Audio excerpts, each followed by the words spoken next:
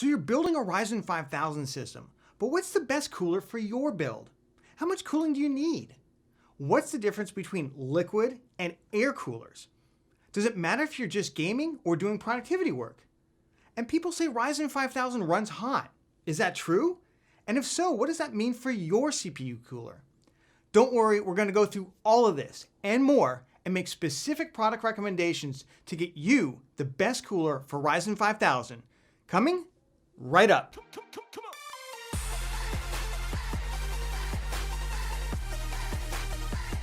Hi, welcome back to PC Builder. I'm Jason. Now, in November of last year, just ahead of the Ryzen 5000 launch, I put out 2 videos on the best cooler for Ryzen 5000. Now, since that time, we've learned a bit more about Ryzen 5000, and given the GPU market insanity right now, I figured this would be an excellent time to consolidate and update my advice into a single video. So today we're going to be going through how to pick the best Ryzen 5000 cooler for your build, including the critical decision-making points like budget, liquid versus air, performance, aesthetics, and which Ryzen CPU you're buying. Then I'm going to make some specific product recommendations for the best Ryzen 5000 cooler at every budget level. And that's what we do here at PC Builder, get you the best price to performance in your builds. We're just nearing 30,000 subscribers, so please help us out by liking the video.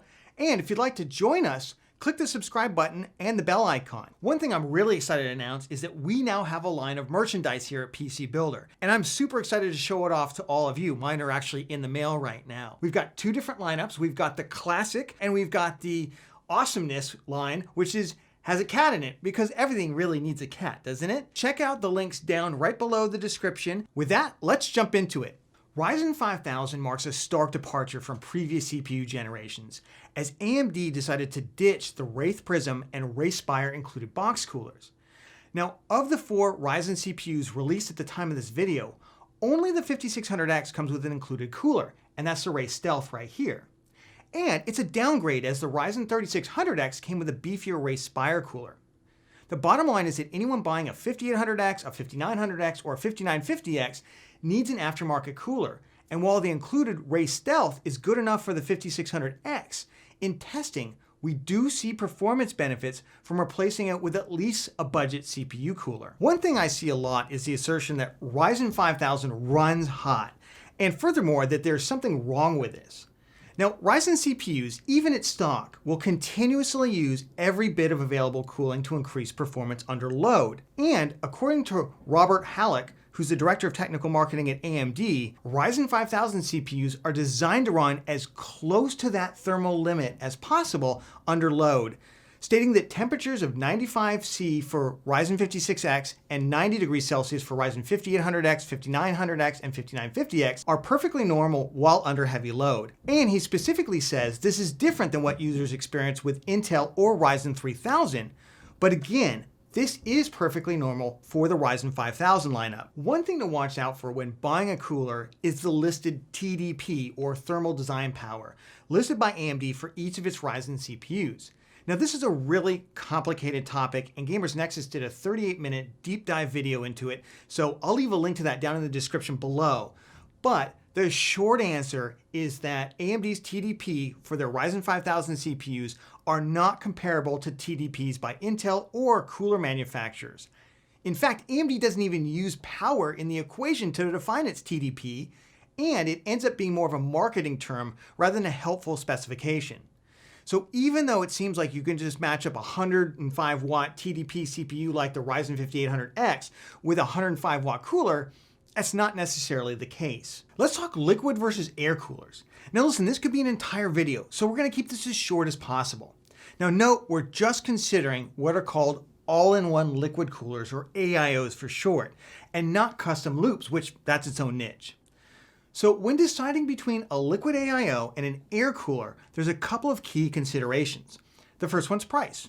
Air coolers at the budget and mid-range level give you more price to performance than liquid coolers, simply because the price floor for liquid AIO coolers is higher and they're more expensive to produce. The second thing to keep in mind is overall performance. Now, at the high end, liquid coolers will outperform their air cooler counterparts, though the big air coolers we're going to recommend are fairly close in terms of high-end cooling performance. The next thing, of course, is aesthetics. Liquid coolers tend to be sleeker and less bulky than air coolers, and they come equipped with better looking RGB and even LCD features, so they're typically the choice if you really want to show off your build. And finally, air coolers, being just a hunk of thin metal, they're going to last as long as their fans last, which can be quite a long time. Liquid AIOs, even the best ones, will eventually succumb to permeation, which you can think of as essentially evaporation over time of the liquid inside to the point where the AIO will need to be refilled. Liquid AIOs will keep performing if properly maintained until the pump itself eventually fails. Most AIO manufacturers tend to rate their pumps for about 8 years, and a time frame of 6 to 8 years is probably a reasonable lifespan for any AIO. Of course, when you buy an AIO, you're going to hear terms like 120, 240, and 360 millimeters. This relates to the radiator size, which needs to be mounted inside the case. The radiator size based on the number of 120 millimeter or 140 millimeter fans that they're going to use. Cooler sizes range from small 120 and 140 millimeter single radiators all the way up to 420 millimeter behemoths with 340 millimeter fans. And the most common radiator sizes for ATX and micro ATX cases are 240 millimeters, 280 millimeters, and 360 millimeter coolers. So let's kick off our recommendations. Remember, the links are always going to be down in the description. If you want the links for any of these products, those are affiliate links. We do get a small commission. If you click on that, no cost to you. It really supports the channel. We really appreciate that. But let's jump into these recommendations. And we're going to start off with a replacement for the Wraith stealth cooler that comes for the Ryzen 5600X. I would strongly recommend replacing that. It's a $300 CPU. You could spend $25 to $40, $50 to get a decent third aftermarket air cooler. The ones you can start with, these are all effectively kind of the same cooling performance. The Deepcool GAMX 400, it comes in 2 different colors. It comes in a blue as well as a red. You can see it there, $25 at Amazon. That's really hard to beat. If you don't like the LEDs or you want something else, then we've got the Be Quiet Pure Rock Slim 2, currently sold out on Amazon as I'm doing this, but available over at Newegg for $25. Now, this is a pretty small cooler. It's a 92 millimeter, not a 120 millimeter fan on it, but in recent testing, it's got great performance, very quiet. Of course, then we've got things like the Cooler Master Hyper 212. There's a dozen different editions of these, including that they just came out with the Evo 2. Again, the performance on these is all pretty much the same. So you really just got to go through here, decide how much you want to spend and which look is right for you. Do you want the RGB one? Do you want the all black one? Those are about $40, $45. The Hyper 212 Evo, right now it's $35. Sometimes it drops all the way down to $20, $25. Then let me throw a couple of curveballs at you that you may not have heard of. So recently, Jay's 2 Cents tested the Ventru V5 CPU air cooler, and this actually he had on a 5900X, and it did pretty well. It's RGB, it looked really nice, and it comes in black and white for $30. It's really hard to beat. Now again, this is kind of a no-name brand you haven't really heard of, but you know, in testing it's done pretty well, and right now on Amazon at least you can save 4% with a coupon. Of course, then we can go with more recognizable names, like there's the Be Quiet Pure Rock 2. This is another good air cooler. This is a nice beefy air cooler by Be Quiet. And kind of rounding this out, of course, another name you may not have heard of, but you saw on the liquid cooler is id Cooling. This is the SE224 XT Basic. But again, just like the Hyper 212, they've got a number of these. They're dirt cheap. $30 for this cooler. They've got one with ARGB here for $45. They've got an all black one for $35. So think of this as like a slightly cheaper version of the Hyper 212, basically. Again, a brand you may not have heard of. And then finally, yes, if you want to do like a push-pull configuration, the one I would really recommend is the Arctic Freezer 34 Esports Duo. Arctic makes some of the best fans in the business. That's why I think this cooler is particularly effective. It comes in all kinds of great colors, comes in an all white variant, especially if you're looking to do kind of a themed build, all white, is great. It's got a black and white one, all black, and then it's got black and red. It also used to come in a couple other colors. Maybe you could track those down somewhere, but for about $50. So that's what you'd be looking to spend for a Ryzen 5600X. If you're just looking to replace the Ray Stealth cooler, I'd look to spend anywhere from $20 all the way up to $50, depending on your aesthetic and other preferences. Before we move on to the other coolers, I do just want to throw in kind of a curveball here. If you are an AMD fanboy who absolutely has to have AMD logo on and you want RGB, you can still pick up the Wraith Prism cooler. It's not a bad cooler. It's significantly better than what you're going to get with the Wraith Stealth cooler. Not quite as good performance as some of the budget coolers we looked at, but still absolutely good enough for to get most of the performance out of your 5600X, and still available. Yes, $40 sounds a little expensive if you want one new, but if you're willing to go out and try and pick one up used, you know, they used to come with the 3900X, they used to come with the 2700X, they used to come with the 3700X. You can still pick one up. There's a lot of these still floating around out there that you can get used for anywhere from $20 to $30. So if you're looking for some cool RGB and it's got to say AMD on it, that's still an option for you. Now we're going to jump up into what are really the mid-range of air coolers. And I would expect any of these air coolers to comfortably handle the Ryzen 5800X and 5900X if you're just looking for air. You can get higher performance, of course, remember that. But I think for the price, these are some of the best performers. Obviously, there's more air coolers than I could possibly mention in a single video. Links will be down in the description if I add more as well. But let's jump into this one. For those of you who know Scythe, you know that they absolutely kill it in the mid-range of coolers. And I actually had to cut some Scythe coolers from this because I felt like I was giving them too much airtime. But let's start off with the Fuma 2, which I think is the best price to performance air cooler, bar none, period. It's got the split fin stack design. It's got two fans. The fan in the front is actually a little thinner, so it can help with RAM clearance on that side. Again, just an absolutely phenomenal cooler. When Gamers Nexus tested this, it's an absolute beast for the price and in terms of noise as well.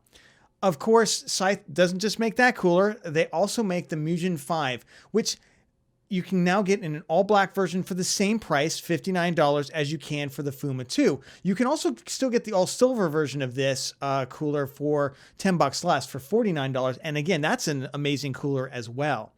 But of course, moving on, I almost listed the Ninja 5, which I actually have sitting next to me here. I think it's an admirable cooler. I just think that the Fuma 2 is a better choice. On the Be Quiet side, if you like Be Quiet and you like all black coolers, the Dark Rock 4 is a great pick for only $70. This one's over at Amazon.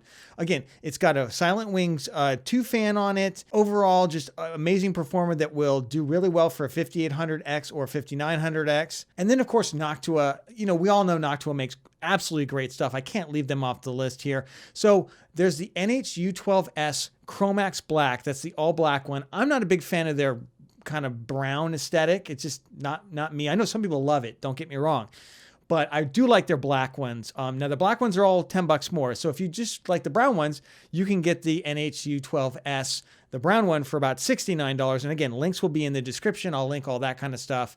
And then of course we've got something a little bit beefier at the $80 level, which is the Noctua NH-U14S, and I believe this also comes in a Chromax version as well. All that will be linked down in the description. Of course, around about the $80 level is where we start hitting some of the more reliable 240 millimeter all-in-one liquid coolers at that same level. Now, the level of cooling you're going to get from a 240 millimeter AIO is perfectly sufficient to cool a 5800X, a 5900X, possibly even a 5950X. So I would probably, on these particular models, I'd go with some of the higher performing ones. But starting at what I consider kind of the budget level for liquid coolers, and I always like to throw in a little RGB because that's the fun part of this, right? We're going to start off with the Enermax Liquimax 3. Now this is a 240 millimeter addressable RGB cooler, and it comes in black. It comes in a white version here, which I actually think is sold out right now. And of course, it comes in a 240 millimeter variant. It comes in a 360 millimeter variant. I'll leave a link down in the description. You can decide which one is right for you. I know that Enermax had some challenges with some of the liquid that they were using, the liquid coolant they were using on their Threadripper CPU coolers. And if that's burned you on Enermax, I totally get it. I still think this is a good loop. I've heard nothing except good things about this particular loop. I believe the issues were related just to the Threadripper, but if that's burned you, I get it. I would then recommend something more like the Cooler Master Master Liquid ML240L. This is the RGB version, and this is the V2 version. I would get the V2. They've made some improvements to the pump. The original one had apparently a little bit of leakage issues, which they've solved, and this comes in black or white for $84 over at Amazon right now. But the one I'm most excited about is actually the one you saw earlier in the video, because that's going in my next build. That's why I was sitting out on the table, which is the id Cooling ZoomFlow 240X ARGB cooler. Now this comes in either black or white. The white one right now, the list price is $99, which is higher than it's been. However, you can click this little button to save 10 bucks on the coupon, so you can get it for 90 bucks basically. Really good performer. I love the RGB on this. I love the build quality, and in testing, it's performed very well. So not quite at the level of some of the coolers we're about to see, but fairly close. Now we're going to do the absolute best of the best air coolers. Remember, links are going to be down in the description. And we are going to start off with a couple of beasts, with the Be Quiet Dark Rock Pro 4. This, whenever you do a roundup of high-end air coolers, this always appears on a reviewer's radar, and it's always one of the chart toppers, especially when you talk about thermal performance versus noise. I will warn you though, make sure you get, if you're going to buy this one, make sure you get the BK022. The BK023 is a Threadripper only version. It looks identical, but it's Threadripper only. $89 over at Amazon right now. It's all black. It looks phenomenal. I will say one of the things that reviewers often complain about with this cooler, and it is, I know it's a little bit of a pain, is the installation procedure on this. I think somebody said that you needed 3 arms in order to install it, basically. So, but look, you only install a cooler once, and then it hopefully functions and looks amazing after that. But if that's not your cup of tea, we got a couple more. And to me, probably one of the best is the Deepcool Assassin 3. I believe right now, Gamers Nexus, this is either a split lead or in the lead in terms of their overall air coolers that they've reviewed on their charts. What to say about it other than it's got a typical kind of split fin stack, 2 included fans, 140 millimeter. Here's the thing about these bigger air coolers that you do want to start thinking about though is RAM clearance. So as you can see right here, when you're going to put your RAM in, you might bump into this thing. So you can, of course, move the fans up. See, the brackets on the side will detach, and you can actually move the fans up a little bit. You'll lose a little bit of cooling performance, maybe, but it'll help accommodate the RAM. But this is where, air starts to run into a problem, is that the more and more performance you want, the more surface area you need, and the more metal you need, and the bigger the fans are.